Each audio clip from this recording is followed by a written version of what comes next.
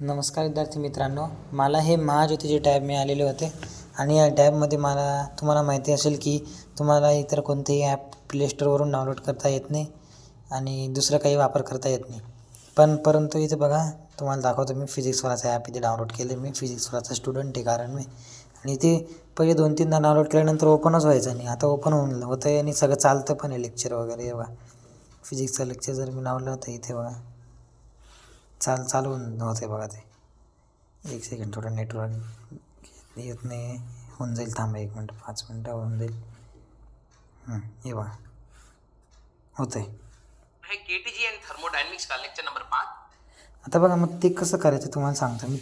म्हणजे मी खरंच चुकूनच झालं आहे माझ्याकडून. चुकून एक सेटिंग होऊन गेली ते, त्याच्यामुळे दिसतं ते.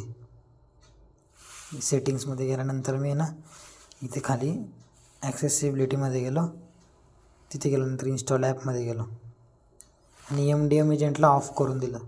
तेव्हापासून हे असं होतं आहे. गेम वगैरे बी चालतं आहे, नेटफ्लिक्स सगळं चालतं आहे. होम स्क्रीनला काहीच दिसत नाही, पण सेटिंग्समध्ये गेल्यानंतर ॲप्स सेक्शनमध्ये गेल्यानंतर ओपन होऊन जात आहे सगळं ॲप. तर तुम्हाला अजून काही एक्स्ट्रा माहिती पाहिजे असेल याच्याबद्दल तर मला सांगा, मी तुम्हाला याच्याबद्दल एक्स्ट्रा माहिती पण देऊन देईल. थँक्यू. व्हिडिओला लाईक करायला विसरू नका.